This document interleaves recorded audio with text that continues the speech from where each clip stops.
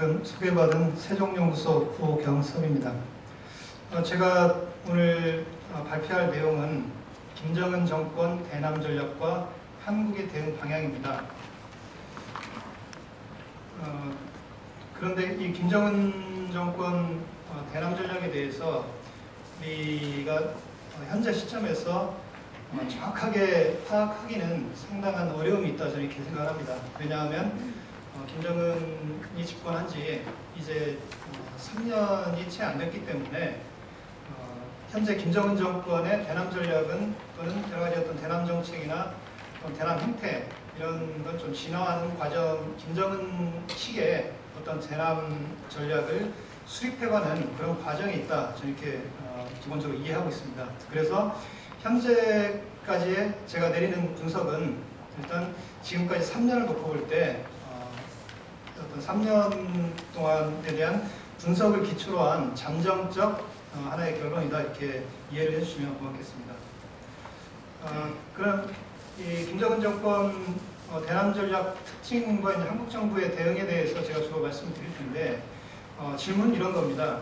김정은 정권의 대남 전략은 과연 평화 공존 전략으로 변했는가?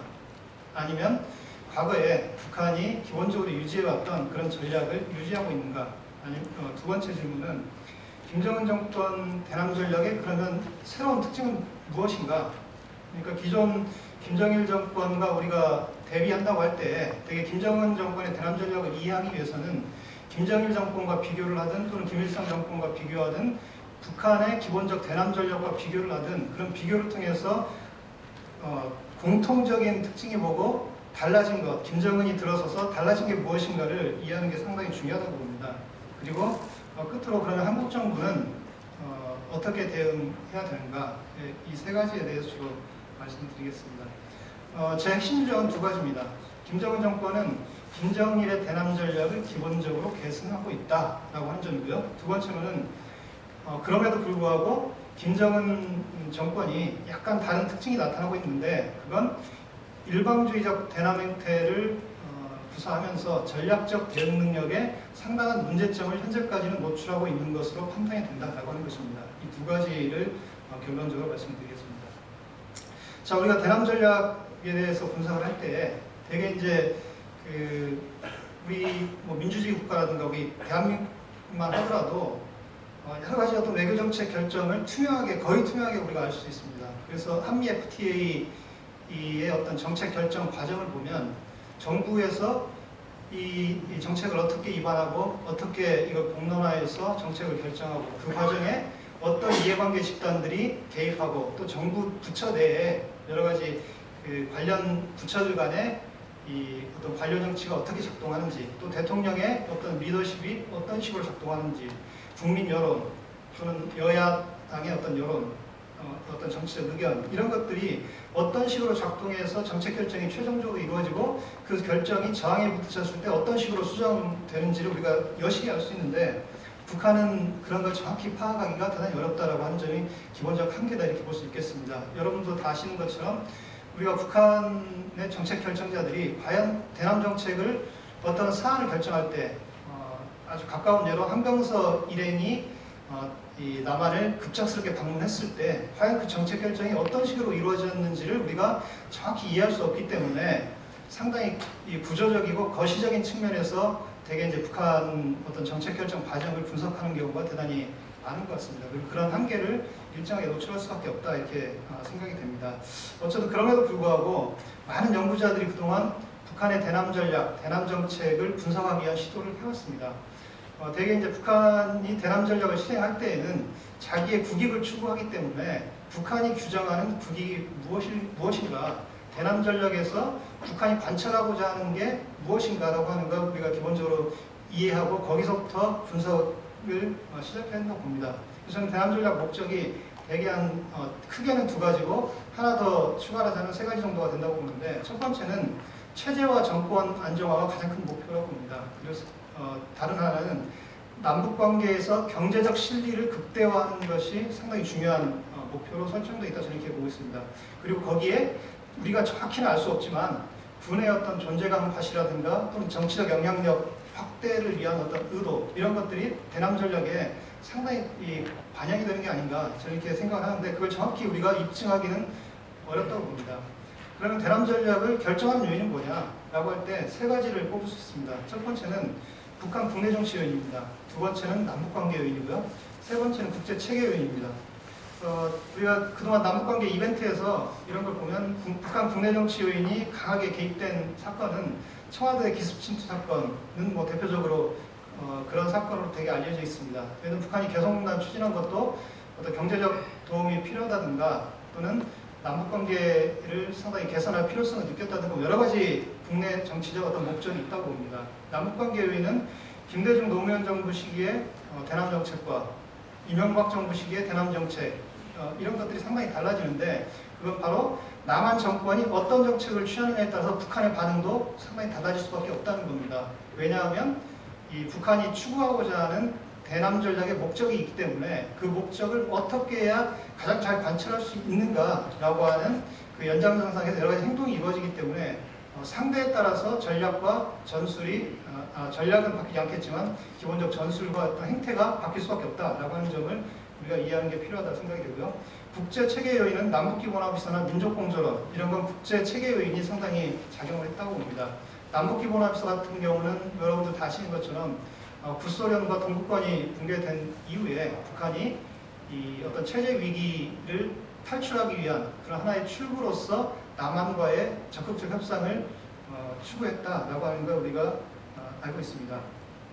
그러면 이런 전략 환경이 과연 이 남북관계 북한의 어떤 대남 전략에 어떤 식으로 투사되는가를 황병서 일행 최근 방남 사건을 통해서 한번 분석을 해보면 북한의 국내 정치 요인과 남북관계 요인 그리고 국제 정치 요인이 여기에 이제 반영된다고 우리가 이렇게 분석을 할 수 있습니다. 그런데 북한의 국내 정치 요인으로는 황병서 일행이 방남에서 남북관계를 개선할 의지가 있다면 그건 결국 역시나 남북의 어떤 남한의 경제적 지원을 확보하는 게 큰 목적이 아니겠는가라고 하는 점이고 그것의 근거는 북한이 여러 가지 경제적 어려움이 있고 또는 경제특구라든가 이런 사업을 추진하는데 그런 사업에는 어떤 형태로든 외부의 지원이 필수적입니다. 그 외부의 지원은 북한이 현재 끌어들일 수 있는 건 중국과 남한이 거의 현실적으로 가능한 대상이라고 봅니다. 그래서 그런 의도가 투영되어 있다 이렇게 우리가 분석할 수 있고요. 두 번째로는 남북관계 요인이 또 여기에는 영향을 미치고 있다 이렇게 볼 수 있는데 북한이 보기에 지금 남북 대화를 할 수 있는 여건이 충분히 성숙되어 있다라고 판단할 수 있다는 겁니다. 그 얘기는 남한 내에서 남북 대화에 대한 상당히 우호적 여건이 조성됨으로써 남한의 양보를 받아낼 수 있는 상당히 좋은 분위기가 북한이 생각하기에 형성되어 있다 이렇게 볼 수 있다는 겁니다. 그리고 최근 아시는 것처럼 박근혜 정부가 대북 접근을 상당히 적극적으로 하고 있습니다. 드레스덴 부상도 그렇고요. 그 다음에 북한의 어떤 적극적인 대화를 요구하는 거라든가 그런 점에서 상당한 변화가 이루어지고 있다. 또 남한 내부 여론도 어휘사우치 부분적 완화를 요구하는 목소리가 상당히 높습니다. 그리고 실질적으로 민간인 방북이라든가 사회문화 교류는 이명박 정부에 비해서 상당히 확대되어 있는 상황입니다. 그리고 야당이나 또는 우리 사회 일각에서 어휘사우치를 해제해야 된다는 요구가 상당히 높은 상황입니다. 여당 의원들 같은 경우도 어휘사우치는 해제해야 되는 게 아니냐 이런 식의 이제 주장이 있기 때문에 이런 분위기는 북한이 보기에 이게 적기다라고 대화를 하기에 상당히 좋은 시기다 이렇게 판단할 수 있었다고 봅니다. 그다음에 세 번째로는 국제체계 요인에 또 영향을 받았을 가능성도 있다고 봅니다. 북한이 아시는 것처럼 상당히 외교적으로 고립되어 있는 상황이고 이 외교적 고립을 타개하기 위해서는 결국 남북관계를 그 출로로 생각하고 있는 게 아닌가라고 하는 점이고요. 그런 점에서 황병서 일행의 방남도 결국 북한 국내정치 요인과 남북관계 요인과 국제정치 요인의 어떤 영향 속에서 이루어진 것으로 우리가 분석할 수 있다. 그런데 과연 정확히 그럼 왜 이루어졌느냐라고 하는 점은 저는 고위급 접촉 내용을 이제 보면 과연 왜 이런 대남 접근이 이루어졌는지를 정확히 해석할 수 있다 이렇게 봅니다. 현재 시점에서는 과연 이게 어떤 전략적 의도에서 이루어졌는지를 정확히 알기는 상당히 어려운 게 아닌가 저는 개인적으로 그렇게 생각합니다. 그럼 김정은 정권의 어떤 대남 전략의 특징이 뭐냐? 두 가지를 말씀드리겠습니다. 첫 번째는 김정일의 대남 전략을 계승하고 있는 특성을 보이고 있다. 그 이유는 대남 전략이 지속적 특성을 보이고 있습니다. 그건 두 가지입니다. 김정은은 김정일의 레짐을 기본적으로 계승했습니다. 그리고 대남 정책 결정자들은 대부분 김정일 시대에 중요한 역할을 했던 사람들입니다. 그래서 레짐과 대남 정책 분야의 엘리트들을 동시에 기용을 하고 있기 때문에 김정은 정권에 들어서 정책이 크게 바뀔 수 있는 개연성은 그렇게 높지 않습니다. 그래서 여러 가지 전략 목표, 정책 내용, 행태 이런 게 상당히 계승되고 있다. 그런데 그럼에도 불구하고 이 변화가 나타나고 있다. 그 변화에 대해서는 뒤에 다시 설명을 드리겠습니다. 그럼 어떤 사례가 있느냐? 첫 번째로는 대북 정책 전환을 북한은 요구하고 있습니다. 이건 뭐 10년 북한이 이명박 정부 말기 김정은 정권이 그리고 박근혜 정부 초기에 여러 가지 보였던 행태의 핵심은 대북 정책을 전환하는 겁니다. 어떻게? 북한의 우호적인 대북 정책으로 바꿔달라는 겁니다. 그리고 두 번째로는 대화 도발, 대화의 협상 패턴은 전형적으로 계속 북한이 그걸 계속적으로 구사하고 있습니다.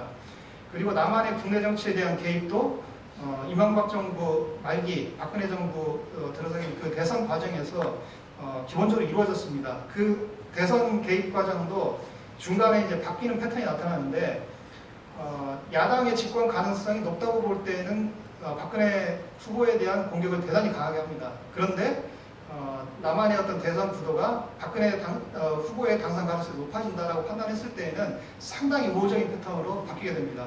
그래서 그걸 쭉 북한의 여러 가지 어떤 이 대외 발표 또는 입장 이런 걸 변화를 보면 그런 변화의 패턴을 우리가 잡아낼 수 있습니다. 그다음에 세 번째로는 체제 방어적 대응을 북한은 여전히 하고 있다 이렇게 봅니다. 그 체제 방어적 대응이라는 건 남북 관계가 잘 되는 것도 좋고 이 대남 전략에서 자기들의 전략적 이익을 잘 지키는 것도 중요한데 그것보다 더 중요한 건 김정은에 대한 비판, 최고 존엄에 대한 모독은 안 된다라고 하는 점이 모든 전략에 앞서서 부사되고 있다는 겁니다. 그래서 최고 존엄 모독에 대해서는 한국 정부를 비난하고 강경한 대남 어떤 대응을 하는 방향으로 선회하는 이런 패턴을 보여주고 있습니다. 그러면 김정은 정권의 대남 전략의 특징은 뭐냐? 일방주의적 대남 행태를 보이고 있다. 첫 번째로는 전략적 대응 능력이 상당히 부족하다 저는 봅니다. 왜냐하면 지금 김정일 정권과 김정은 정권을 비교하면 가장 큰 차이는 김정은이라고 하는 새로운 리더가 들어섰다라고 하는 게 저는 가장 큰 차이라고 봅니다. 그런데 그러면 이 김정은 정권의 대남 전략의 특징의 어떤 큰 차이도 새로운 리더에서 기인하는 그런 요인들이 상당히 나타난다 이렇게 보는데요. 김정은 정권은 남북한 이슈에서 적절한 타협을 통한 정치적, 경제적 실리를 극대화하는 데 실패하고 있습니다. 그건 개성공단 사태라든가 이런 데서 우리가 여실히 확인했다고 봅니다. 그 다음에 남북한 협상 통해서 성과를 도출해야 될 시점에 대화를 거부하는 이런 패턴이 개성공단 사태에서도 나타났습니다. 그리고 남북관계에 대한 김정은의 몰이해가 상당히 이 어떤 남북관계의 김정은 정권의 이런 새로운 특징을 보여주고 있는데 말하자면 남북관계를 연속적인 거래로 보지 않고 단기적인 거래로 파악하거나 상당히 적대적인 관계로 파악하고 있는 게 아닌가. 그리고 그게 이 대남관계, 남북관계에서 어떤 장애, 더 이상의 발전을 가로막는 장애로 작동하는 거 아닌가 이렇게 생각이 되고 이건 바로 김정은이 남북관계를 학습하는 과정에 있다. 우리는 이렇게 이걸 이해할 수도 있다고 봅니다. 그래서 향후에 김정은이 어떤 식으로 이런 문제를 학습해 갈지는 좀 더 지켜볼 필요가 있다 이렇게 판단을 합니다. 구체적 사례는 뭐 제3차 핵실험 이후 위기조성이라든가 또는 개성공단 사태나 이산가족 상봉 행사 이런 거에서 상당히 나타났다 이렇게 보고요. 그러면 시간이 얼마 남지 않았기 때문에 한국 정부의 대응 방안에 대해서 5가지로 말씀드리겠습니다. 첫 번째는 남한은 북한을 행태를 바꿀 수 있는 전략적 수단이 부재합니다. 북한은 남북관계가 경색돼도 정권 안정에 별다른 위협을 받지 않습니다. 그러니까 자유자재로 어떤 전략이든 대화를 하다가 중단할 수도 있고 협상을 파기해도 상관이 없습니다. 정치적인 타격이 없습니다. 그러나 남한은 남북관계가 조금 경색되면 정치적 압력이 옵니다. 국민들의 일부 또는 그 찬성하는 국민도 있지만 반대하는 국민도 있고 찬성하는 정당도 있지만 반대하는 정당도 있습니다. 그래서 다양한 이해관계가 있기 때문에 이 한국이 어떤 북한에게 사용할 수 있는 여러 가지 전략적 수단이 상당히 부재하다. 그리고 북한의 협상을 어길 때 우리가 사용할 수 있는 카드가 뭐가 있느냐? 제가 보기에는 거의 없다고 봅니다. 그런 점이 상당히 큰 문제다라고 하는 점이고요. 두 번째는 남북관계의 기본 원칙을 보수하고 전략적 일관성을 그래서 한국 정부가 가지는 게 대단히 중요하다고 저는 봅니다.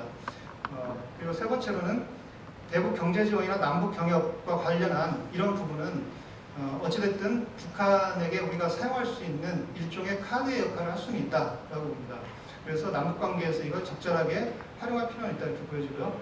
네 번째로는 북핵 폐기를 위해서 결국 북한이 핵을 폐기할 가능성이 상당히 낮다고 보여지기 때문에 북한 정권의 변화에 초점을 맞춘 여러 가지 어떤 정책을 입안하고 우리가 실행해야 된다 이렇게 생각이 되고요. 그리고 다섯 번째로는 결국 우리 정책의 목표는 북한이 민주화와 개혁 기반으로 갈 수 있는, 그걸 촉진할 수 있는 여러 가지 정책이 구사되고 실행돼야 된다. 이런 원칙 하에서 여러 가지 정책이 추진될 필요가 있다라고 생각합니다. 이상으로 마치겠습니다.